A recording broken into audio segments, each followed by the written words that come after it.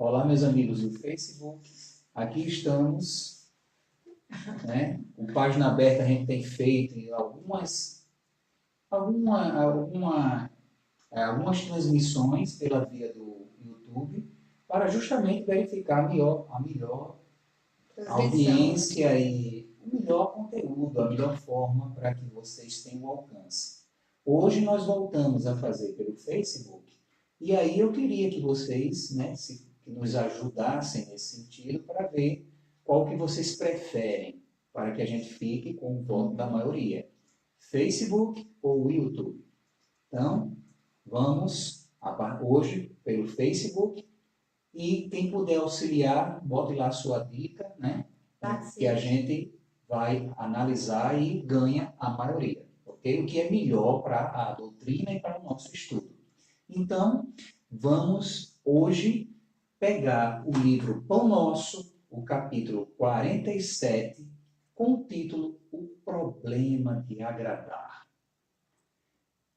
É baseado em Gálatas, capítulo 1, versículo 10. Então, venham conosco, abram página aberta nele e vamos estudar junto com Emmanuel. Isso. Então, como Queiroz falou, Paulo, né, aos Gálatas, diz o seguinte, ele como sempre, a gente sempre reforça isso, que as cartas sempre tinham um teor, né, de orientação, de fortalecimento dos vínculos, fortalecimento da fé. E Paulo, sempre muito forte, mas ao mesmo tempo ponderado, né, porque ele fazia nas suas cartas com que os novos discípulos, os novos cristãos, pudessem se fortalecer, se encorajar e entender a quem eles serviam. Isso é extremamente importante, porque como todo início pode acarretar naqueles seguidores dúvidas e qualquer coisa poder desviá-los do caminho. Então Paulo começa, né, trazendo aos irmãos, né, que ele está com eles, né, e que aí ele vai falando, admiro como vocês têm levado o evangelho e dizendo que não há outro, né, senão o evangelho do Cristo. E ele vai dizendo, poderia até vir do céu um anjo e começar a trazer uma mensagem nova. O caminho que deve ser seguido é o evangelho do Cristo. Então, é no Evangelho do Cristo que está toda a base. E aí ele traz justamente, que é o versículo 10, bem rápido, bem próximo, né? Ele diz, no versículo 10, se estivesse ainda agradando aos homens, não seria servo do Cristo. Então ele diz assim, precisamos levar o Evangelho a todos, seguindo o Cristo, porque se a gente for seguir aos homens, né? Se queremos agradar aos homens, a gente não vai servir ao Cristo. Porque o Cristo, quando ele traz a sua mensagem, ele quebra paradigmas. Exatamente. Ele quebra posturas, ele quebra a concepção dos valores. Aquilo que eu valorizava antes com muita ênfase, quando a visão começa a se cristificar, aquele valor, não todos, óbvio, mas aquele valor, principalmente os de base material, eles vão ficando em segundo plano. Porque aí a gente começa a se inteirar verdadeiramente de quem somos. Sim.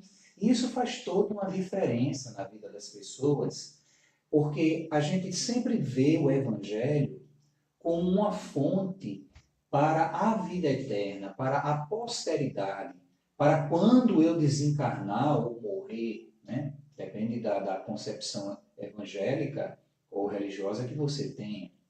Mas o Evangelho, ele não existe plano para o seu exercício.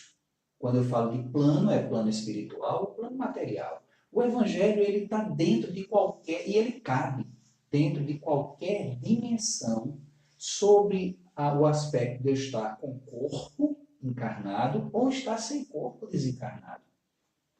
Então, ele é atemporal. A gente já falou isso em algumas circunstâncias. E, principalmente, ele é um código de ética, de conduta, digamos que a carta magna trazida pelo Cristo, das leis de Deus, a síntese absoluta de tudo que é primordial para o indivíduo e a coletividade viver bem. Sim. Não é? Viver bem. É tanto que existe um livro que nós temos até aqui na prateleira chamado Evangelho e Saúde. Lembra a capinha verde? Que é uma pesquisa feita por médicos mostrando que a vivência do Evangelho no cotidiano melhora a sua saúde em todos os aspectos. Melhora a pressão arterial, melhora os níveis de estresse, diminui a possibilidade de doenças crônicas de qualquer vertente. E se a gente observar, de fato, é uma realidade. Porque aquele que vive desassociado daquela vivência que o Evangelho prega, ele começa a ficar tão envolvido, tão pressionado, eu acho que o termo certo não é nem envolvido, mas pressionado pela dinâmica louca do mundo, principalmente nessa visão, nessa base de existência capitalista em que vivemos.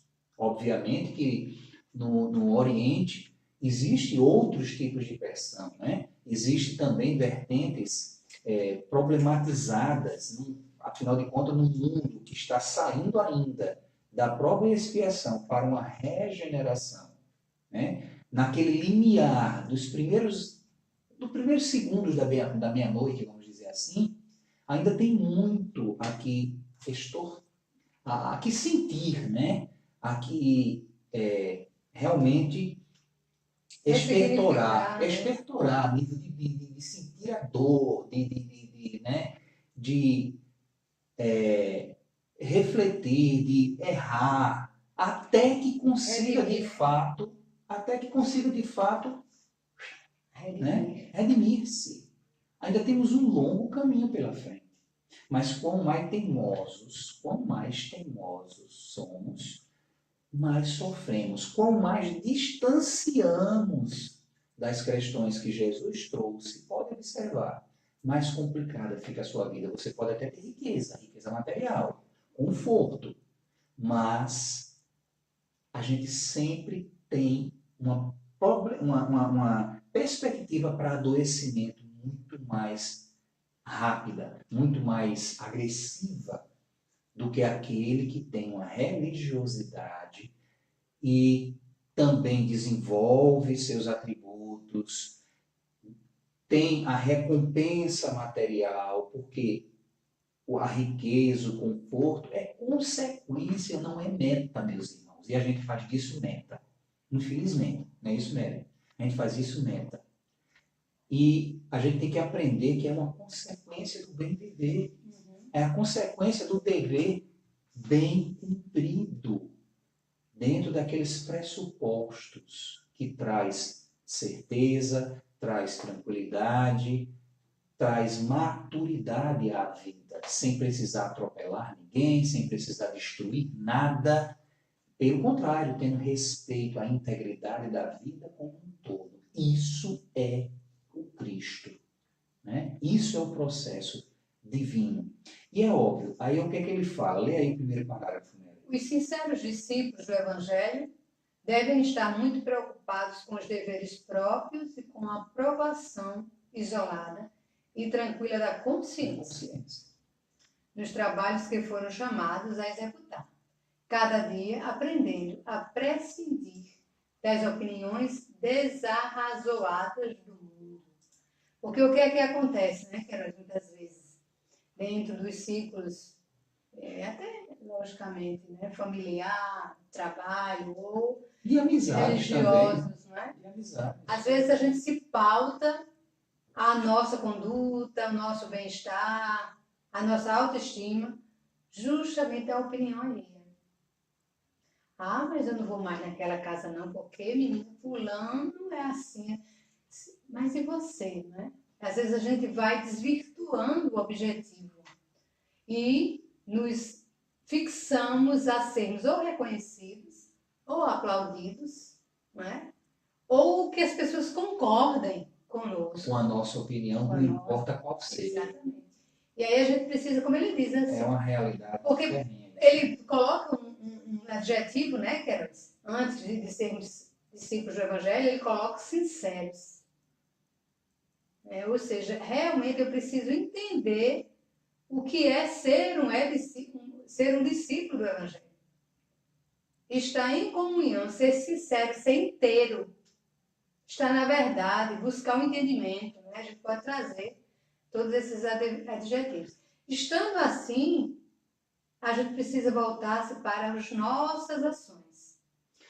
Porque, afinal de contas, o que os outros vão pensar ou vão falar, a gente não deve se preocupar muito com isso, não. Desde que a nossa consciência esteja tranquila no dever bem cumprido.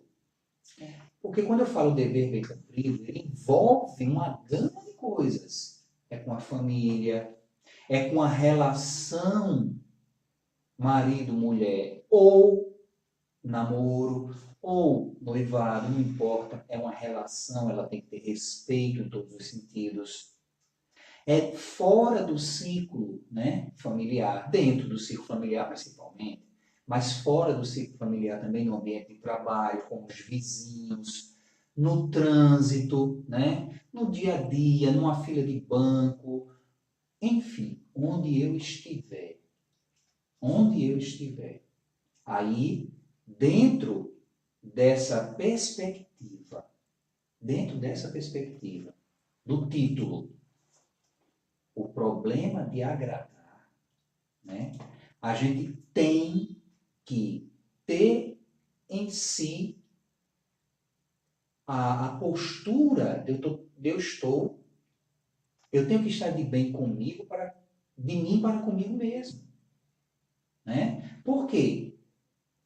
Quando os valores externos são deturpados, é óbvio que aquele que fizer certo, ele vai chamar a atenção de alguma forma. Muitas vezes, como a gente vai ver com crítica, né? Com desdém, com coisas desagradáveis, mas o importante é a minha disciplina. Vamberto, né, nos colabora aqui, pegando, ótimo, Vamberto, destrinçando o termo prescindir. Ok. Destrinchando. Destrinchando. Eu falei errado. É do latim praescindo. Ares, separar, rasgar. Verbo transitivo. Vamos ver o que é que tem mais aqui. Desistir da posse de algo ou passar sem. Por de parte. Por de parte, né? Abdicar, renunciar. Então, prescindir quer dizer isso tudo, né? Então, aqui, aqui embaixo. Os sinceros discípulos do Evangelho devem estar muito preocupados nos deveres próprios e com a aprovação isolada e tranquila da consciência nos trabalhos que foram chamados a executar cada dia, aprendendo a prescindir das opiniões desarmonizadas do mundo. Não. Dispensar, separar isso. Não. Renunciar, abdicar. Porque aquilo que não constrói, meus irmãos, é isso que Emmanuel está chamando a atenção ali. Uma coisa que você belíssimo o que ele trouxe aí, né? Roberto, para a nossa apreciação. Para o entendimento. O que a gente precisa é estar de bem conosco mesmo e com o Evangelho. Porque você trouxe uma coisa, que eu gostaria até de ampliar. Você disse assim, a gente não pode dar atenção à aprovação ou à opinião dos outros, desde que a gente preocupar com isso, né? Desde que a gente esteja com a nossa consciência tranquila. Porque às vezes acontece, né, nos grupos, na família, no trabalho, que às vezes você não está agindo corretamente e alguém chega e lhe diz: fulano, aquilo que tu está fazendo, ou aquilo que você disse, tu não acha que foi um pouquinho demais? é diferente. Ou seja, naquele momento que alguém diz alguma coisa que faz você refletir e melhorar, é uma coisa. Até Mas porque a você gente está em aprendizado e a gente tem que ter essa oscilar. humildade, né? A gente está na humildade. É diferente de Porque você estar sabendo que está fazendo a coisa certa, mas que você quer respaldo de alguém para dizer assim, ah, estou fazendo, fulano, todo mundo está gostando, ah, vou é fazer porque Emmanuel dá uma adjetivação a algo que a isso. gente tem que desprezar. Exatamente. São as opiniões desarrazoadas, fora do contexto da razão, Isso. sem Sem fundamento, sem fundamento. nexo, ou, vamos resumir, fora do que preceitua o Evangelho. Pronto. Pronto. É. Fora do que preceitua o Evangelho. Eu tenho que me preocupar em seguir o meu guia, o meu modelo, o meu governador, aquele que eu sei que é o caminho da verdade e da vida, o Cristo. Na dúvida, pergunte a ele. E aí, Qual Queiroz, seria a resposta, né? ele continua dizendo: a multidão não saberá dispensar carinho e admiração, senão aqueles que lhe satisfazem a exigência e caprichos. Então, atrela, né? O carinho e a admiração, ela é exigida, ela tem uma exigência nos conflitos que lhe assinalam a marcha. Conflito da massa, né? Da multidão. Exatamente. O aprendiz fiel de Jesus, olha, ele botou sincero, agora ele bota fiel, será um trabalhador diferente, que em seus impulsos instintivos ela não poderá compreender. A massa, o mundo. Por quê? Porque você está se destacando por algo que a multidão não está acostumada, né? A gente vê quando a gente tem esse princípio, infelizmente ainda muito claro entre as massas, que é o princípio do Maria vai com as outras, do modismo. Osmose, E né? muitas vezes, é aquela história do coletivo, né? Daquele movimento de rebanho. E muitas vezes a gente vê esses movimentos, infelizmente, muitas vezes mesmo, mais do que nas razões corretas. A gente vê agir de forma assim, totalmente fora do bom senso até. Exato. Fora do bom senso até. E infelizmente a gente só vê os resultados, né? Violência, morte, destruição, fome. Está fora do contexto do Evangelho, não vale a pena, não resolve. Então, determinadas posturas, né? Determinados pensares que fogem do princípio do Evangelho, do princípio do amar a Deus sobre todas as coisas e ao homem como a si mesmo. E ninguém está falando aqui no sentido no sentido da gente estar com um certo fanatismo, não. Eu estou puxando para a lógica do bom senso, do dia a dia, do que a gente enxerga, pelo que a razão já me fez conquistar. Desde as minhas primeiras reencarnações até o momento atual, gente, eu já aprendi, você já aprendeu o suficiente. E a gente vem teimando, sabe, por caminhos totalmente fora do contexto do que o Evangelho prega, e isso não nos vem trazendo coisas boas. Né? Isso não vem promovendo paz, isso não vem resolvendo conflitos. Então, se Jesus é aquele a quem eu devo a minha vida, e aquele a quem eu respeito, não existe respeito maior a uma pessoa, a um ser, do que fazer aquilo que ele mesmo o fez. Eu acho que é a melhor forma de você respeitar. É como o pai, né? O pai e a mãe, o filho vai ali aprendendo, você vai passando o seu exemplo, mais do que palavras. O exemplo é quem arrasta, é quem forma, né? A sua forma de tratar as pessoas, a sua forma de relação. A criança, ela vai observando, ela vai entendendo, ela vai aprendendo, ela vai copiando. Isso é respeitar pai e mãe. Isso é que faz a diferença do indivíduo ser um homem de boa índole ou de má índole. É obviamente que em um canto ou outra, como existe o livre-arbítrio, um ou outro pode escorregar por um caminho errado. Mas fica a mensagem, fica a lembrança. E isso faz toda a diferença na hora da mudança, na hora da transformação moral. É como tem uma palavra que eu não me lembro de quem é, que diz que aquele que conheceu Jesus jamais foi o mesmo. Mesmo que não aproveitou aquele momento, como eu estava comentando com você, no livro Há 2000 anos, aquele magistral encontro, aquele momento lindo, ímpar, em que o senador Públio Lentulus se encontra com Jesus.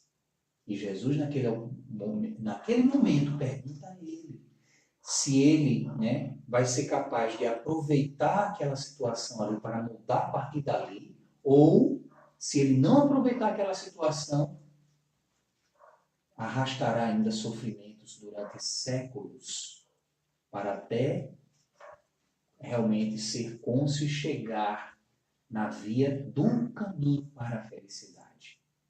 A gente sempre costuma dizer aqui, ninguém está aqui para sofrer. Mas se sofre, observe, estamos fazendo alguma coisa errada. Estamos escolhendo o caminho que não devemos escolher. E é isso a questão crucial para as nossas vidas. Vamos tentar responder isso com sinceridade, sem fanatismo, né? Muito livre, usando e puxando pela razão. Somos ou não somos cristãos? Respeitamos ou não respeitamos Jesus? Temos nele o Senhor da verdade ou um qualquer que lançou algumas anátemas mentirosas e que não vale a pena seguir? Porque isso é muito sério, minha gente. Isso é muito sério e faz todo um diferencial na minha vida e na vida da coletividade, consequentemente. Vanberto diz aqui, né, mais uma vez, uma visão materialista da sociedade só poderá gerar atitudes materialistas em seu meio. Óbvio. E a gente está falando de uma coletividade cristã. E, infelizmente, é o que a gente vem vendo aí, né? A natureza sendo agredida, né? E tantas outras coisas, tantas e tantas insandices acontecendo e o povo aplaudindo. Eu estava... uma crítica que eu estou fazendo agora, né? A gente vê manifestações que são úteis, são necessárias, vivemos numa democracia, e a gente vê manifestações que aconteceram recentemente aqui, uma em favor de uma base, né, de modo de governança e outra numa forma diferenciada. Mas o que a gente enxerga tanto de uma parte como de outra, ainda são questões muito arraigadas a fanatismos extremistas, tanto de lado como de outro. É uma análise sincera, gente. Ninguém está criticando nada aqui. É uma análise circunstancial que cada um tem que fazer. E aí a gente, eu estava pensando, a nossa natureza está aí. De um tempo para cá, a nossa comida está muito mais envenenada do que era. Agrotóxicos que são banidos no mundo, banidos mesmo porque já foi comprovado por A mais B que mata, provoca sequelas e câncer. Está aí, todo dia aparece nas redes sociais, né? A gente vai seguindo e acompanhando o que vem acontecendo com a nossa mesa. Infelizmente, a gente não vê nenhuma manifestação nesse sentido, de proteger a minha saúde e proteger a saúde dos meus filhos. Isso é o mínimo das coisas, porque a gente poderia estar numa manifestação como essa, cada um no seu contexto, na sua integridade, mas ao invés de buscar por um lado o extremismo, usar a razão e defender essas coisas que são necessárias, né? As questões políticas são necessárias, vão fazer diferença na vida da gente? Vai, se forem realmente bem sintetizadas e bem resolvidas. Mas as questões ambientais, a Amazônia também, né? Eu li agora mesmo uma reportagem, disse que o que está sendo devastado da Amazonas, assim, como nunca houve, está de uma forma absurda, estão matando a vida. E, gente, matando a natureza, a gente está se matando ao mesmo tempo. Isso é sério, a gente precisa se manifestar, a gente precisa apoiar fatores que colaborem para que essas coisas sejam corrigidas, né? Porque senão, como fica o futuro nosso e o futuro de nossas crianças e nossos netos? Né? A gente precisa raciocinar bem com as coisas, né? E aí ele continua dizendo, né, que muita inexperiência e vigilância revela o mensageiro da Boa Nova, que manifesta inquietude com relação aos pareceres do mundo a seu respeito, quando se encontra na prosperidade material, em que o mestre lhe confere mais rigorosa mordomia. Muitos vizinhos lhe perguntarão maliciosos pela causa dos êxitos sucessivos em que se envolve. E, quando penetra o campo da pobreza e da dificuldade, o povo lhe atribui a experiências difíceis e supostas defecções ante as sublimes ideias esposadas. Então, na verdade, às vezes nós há uma tendência a sermos críticos, né, da vida alheia. Ou, não só crítico, mas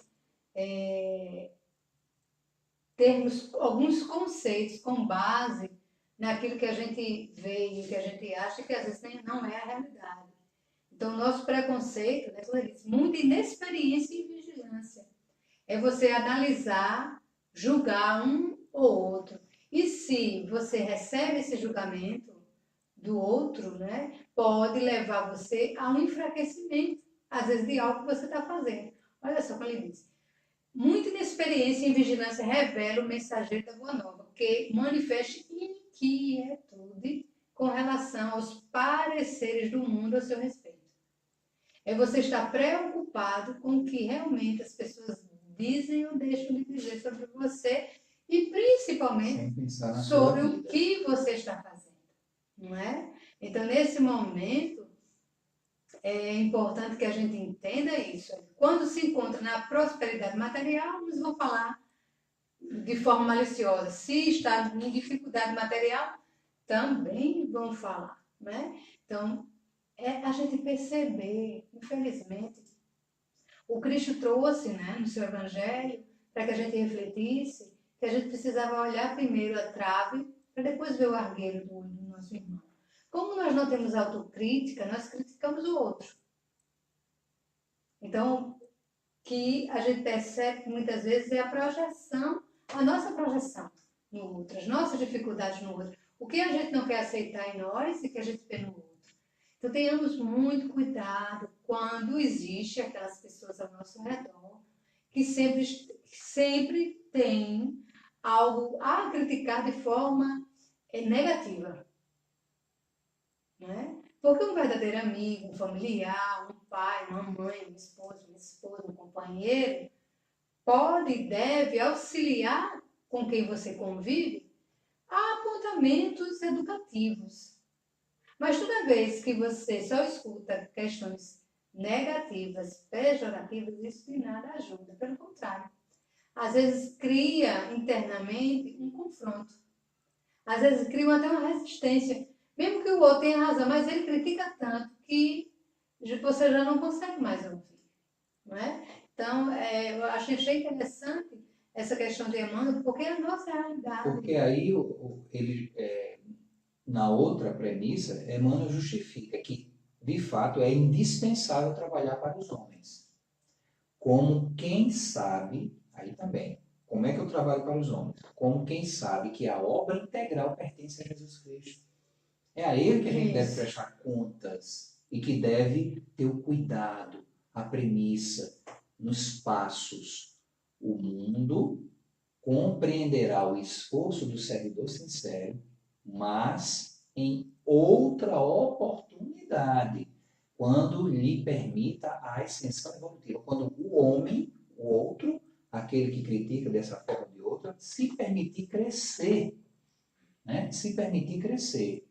Mas eu que já tenho um discernimento, já tenho conceitos mais livres de fraternidade, de cristianismo, eu tenho que seguir adiante e sempre usar o bom senso, né? Nas minhas críticas, nas minhas atitudes, naquilo que eu defendo. Já falou, minha filha? Pode falar assim, mas isso aqui tá, já foi. Ok. Então ele vai, né, trazendo ainda mais que em muitas ocasiões os pareceres populares equivalem à gritaria das assembleias infantis, que não toleram os educadores mais altamente inspirados nas linhas de ordem e elevação, trabalho e aproveitamento. Porque o objetivo que nós estamos aqui é nos educar em todos os aspectos, não é? Intelectualmente, moralmente, espiritualmente. Como ele está dizendo aqui, né? Você não deve gritar, você não deve se espernear, você não deve se preocupar com crianças. Assembleias de infantis, como ele diz aqui. Porque a gente precisa ter esse discernimento, primeiro, qual é o objetivo da nossa vida. Por que a gente está aqui, né? A gente vem numa proposta educativa.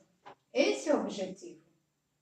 E por isso que Kardec, né, traz um chamamento aos espíritas embasado em duas, vamos dizer assim, colunas: espíritas amai-vos, Espíritas destruídos. e espíritas instruídos.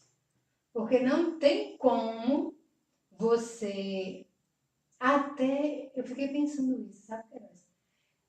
Até o aprendizado do amor e a vivência do amor, ele necessita vir e a gente aperfeiçoa ele através da instrução. Instruí-los em todos os aspectos, né? Porque no momento em que, por exemplo, nós sabemos que tem a base primitiva do amor, que é a essência, porque nós somos amor em essência. Não deixa de ser egoísmo. Né? Então, nós somos essência em amor. Nós vamos desde o amor mais primitivo, aquele mais egóico, até o amor mais sublime. E essa é a proposta, né? Esse amor primitivo, eu vou me elevando, me educando para o amor mais sutil, mais verdadeiro, mais espiritualizado. Mais desinteressado, né? E é curioso que ele é desinteressado e ao mesmo tempo compromissado com toda a vida. Sim. Né? O respeito, a integridade da vida como um todo, minha gente. A minha preocupação com a natureza é porque eu me preocupo comigo, do que a gente está deixando de legado aí, do que a gente vai deixar no aqui e no agora, na construção da nossa vida, naquilo que a gente está idealizando ou fazendo ou deixando de fazer para o futuro do planeta que eu falo, tudo que está em a natureza, ela vai também agregando responsabilidade a mim e vai ser motivo de felicidades ou infelicidades futuras. Afinal de contas, eu não estarei apenas comprometendo ou libertando, ou melhorando ou dificultando a vida dos meus filhos ou netos. Eu vou ter que voltar. Sobre que condição, nem sei. Para consertar se gravemente eu fiquei de braços cruzados ou nada fiz em prol da vida como um todo, desse amor aí, né? Universal, desinteressado, mas ativo, porque caridade também é isso, caridade é amor em movimento. E eu, para viver, eu preciso também da séria da multiplicação da existência como fonte divina do Criador, na sua plenitude. Então, eu tenho que ter também essa premissa. Né? E aí ele fecha, Queiroz. E aí? Que o sincero trabalhador do Cristo, portanto, saiba operar sem a preocupação com os juízos errôneos da criatura. Jesus o conhece. E isso basta. Ou pelo menos, para todo mundo deveria bastar. Né? Que a gente não precisa estar se preocupando com algo que é o Cristo. a sã consciência. Né? Quando Paulo chegou a dizer que já não era ele que vivia, mas o Cristo que vive em mim, ele não estava falando do homem Jesus, da pessoa material de Nazaré. Ele estava falando no adjetivo que aquele ser que respeitamos, aquele ser que entendemos como modelo e guia para a humanidade, já possuía em magnitude e plenitude. Ser um ser crístico, que a gente poderia chamar também de Buda, a gente poderia dizer iluminado, né? A gente pode chamar de espírito puro no seu mais alto quilate. Todas são adjetivações que traduzem quem Jesus era. Então, quando eu digo que o Cristo é quem vive em mim, é porque eu já mudei de fato a minha forma de existir, minha forma de pensar, minha forma de agir no mundo. E principalmente os valores, né, que eu tenho da existência. Isso. E com esse ensinamento hoje de Emmanuel, esse chamar a nossa atenção. Né? O Humberto já diz aqui uma coisa bem sintética e verdadeira. Tentar não ser egoísta já é amar. Verdade. Perfeito, Humberto. É isso. Que possamos refletir sobre as nossas realizações na vida com base no Cristo. E vamos ao poema? Sim. Maria Dolores hoje nos traz Trabalha, Espera e Confia. Tem tudo a ver com a nossa mensagem de hoje. Ah, coração fatigado. Na aflição que te vigia, nunca te percas da fé. Trabalha, espera e confia. Por mais lutes, mais avanças, em triste espinhos via, não esmoreças contudo. Trabalha, espera e confia. Cada hora te parece inovador que se anuncia, não te afundes em revolta. Trabalha, espera e confia. Já não sabes o tamanho da prova que te assedia? Mesmo assim, prossegue à frente. Trabalha, espera e confia. Encontras a cada passo desprezo, descortesia, desculpa, servindo mais? Trabalha, espera e confia. Entre os seres mais amados, padeces desarmonia? Não faltes a paciência. Trabalha, espera e confia. Sonhaste calma aventura e sofres em demasia? No entanto, aguarda o futuro. Trabalha, espera e confia. Não temas nem desespere. Toda sombra é refugia. O sol brilha, a nuvem passa. Trabalha, espera e confia. Para a cura de ansiedade, angústia e melancolia, usa a receita de sempre. Trabalha, espera e confia. Cada manhã, Deus te fala na bênção de um novo dia. Se queres felicidade, trabalha, espera e confia. Lindo, tudo a ver. Muito trabalho para todos, viu? É o desejo que a gente tem, né, para nós e para vocês, com o Cristo no coração hoje e sempre. Então, semana que vem, quarta-feira, eu espero que vocês, né, digam aí para onde a gente deve realmente fixar as nossas transmissões, ou o YouTube ou o Facebook. Mas, de toda sorte, temos um compromisso, né? Aqui estaremos quarta-feira que vem, 20 horas, para mais um Página Aberta. Um beijo no coração e até semana que vem.